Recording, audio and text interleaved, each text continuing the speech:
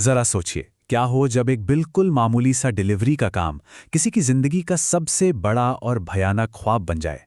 आज हम 84 घाट के उसी रोंगटे खड़े कर देने वाले सफर पर चलेंगे जिसे एक ट्रक ड्राइवर ने खुद अनुभव किया था। कहते हैं कि अधूरी ख्वाहिशें आत्माओं को इस दुनिया से बांधे रखती हैं, और ये कहानी इसी बात को जैसे जिंदा कर देती है। एक ऐसी कहानी जहां एक ट्रक ड्राइवर का सीधा सादा काम एक बहुत ही भयानक मोड़ ले लेता है। तो कहानी शुरू होती है कोलकाता के एक ट्रक ड्राइवर भावेश से। उन्हें एक रात को डिलीवरी का काम मिलता है। मंजिल थी 84 घाट, एक ऐसा नाम जो बहुत जल्द उनके लिए खौफ का दूसरा नाम बनने वाला था। रात के कोई 8:30 बजे थे। भवेश ने एक ढाबे पर खाना खाया और अपने सफर पर निकल पड़े। सब कुछ एकदम नॉर्मल था। उन्हें लगा कि ये रोज की तरह एक आम रात होने वाली है, पर उन्हें जरा भी अंदाजा नहीं था कि मंजिल के करीब पहुंचते पहुंचते उनके साथ क्या होने वाला है। घड़ी में रात के 9:30 बज रहे थे। जैसे ही भावेश का ट्रक घाट के उस सुनसान इलाके में दाखिल हुआ, हवा में कुछ अजीब सा लगने लगा, और बस यहीं से अजीब और डरावनी घटनाओं का सिलसिला शुरू हो गया। घने अंधेरे में उन्हें अचानक ऐसा लगा जैसे कोई ठीक सामने सड़क पर जोर जोर से नाच रहा हो। यह नज़ारा थोड़ा अजीब था, तो उन्होंने ट्रक रोककर नीचे उतरकर देखने का फैसला किया। लेकिन वहां तो कोई भी नहीं था। दूर दूर तक सन्नाटा। उन्हें लगा चलो वहम होगा, शायद थकान की वजह से ऐसा लगा हो। वो वापस ट्रक में बैठे और आगे बढ़ गए। पर यह वहम नहीं, ये तो बस एक डरावनी शुरुआत थी। वो थोड़ा ही आगे बढ़े थे कि सड़क के बीचों बीच उन्हें 4-5 लोगों के साए खड़े दिखाई दिए। लेकिन जैसे जैसे ट्रक उनकी तरफ बढ़ा और हेडलाइट्स की रोशनी उन पर पड़ी, सामने का मंजर देखकर उनके होश उड़ गए। उन लोगों के चेहरे जल रहे थे, आग की लपटों में। सोचिए जरा, ये नज़ारा कितना खौफनाक रहा होगा। भावेश डर के मारे बुरी तरह कांपने लगे। और जैसे ही ये खौफनाक मंजर सामने आया, उनकी मुसीबतें और बढ़ गईं। हालत बद से बदतर होने वाली थी। ठीक उसी पल उनके ट्रक का इंजन अचानक बंद हो गया। बंद मतलब बिल्कुल बंद। उन्होंने बार बार चाबी घुमाई, बहुत कोशिश की, पर ट्रक स्टार्ट ही नहीं हुआ। अब वो उन जलते चेहरों वाली आकृतियों के सामने पूरी तरह से फंस चुके थे।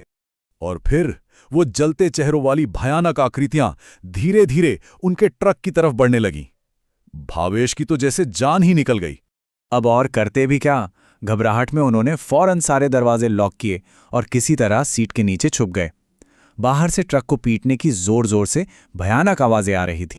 डर और तनाव इतना ज्यादा था कि भावेश बेहोश हो गए, और जब उनकी आंख खुली तो वो अपने ट्रक में नहीं थे। वो एक अंधेरे वीरान घर में थे, जो इंसानी हड्डियों और कंकालों से भरा हुआ था।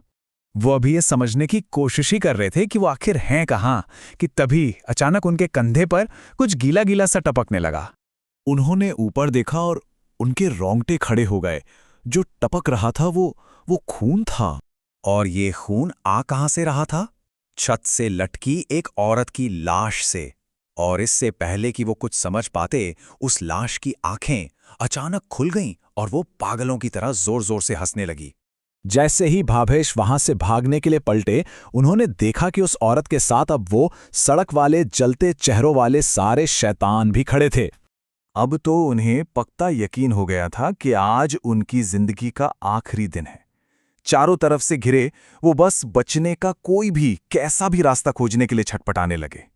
उसी अफरा तफरी और भागदौड़ में उन्हें ठोकर लगी और वो गिर पड़े।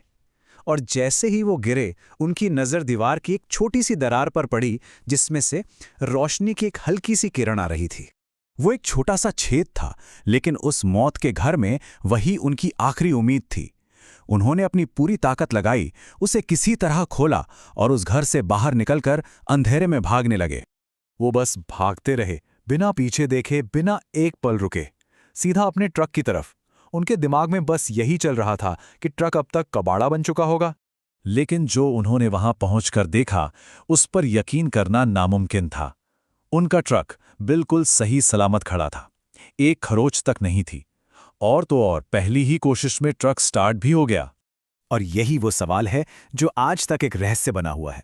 आखिर भावेश का उस रात बचना क्या कोई चमत्कार था, या फिर कोई और अनजानी ताकत थी जिसने उन्हें उस खौफनाक जगह से भाग निकलने का एक मौका दिया था?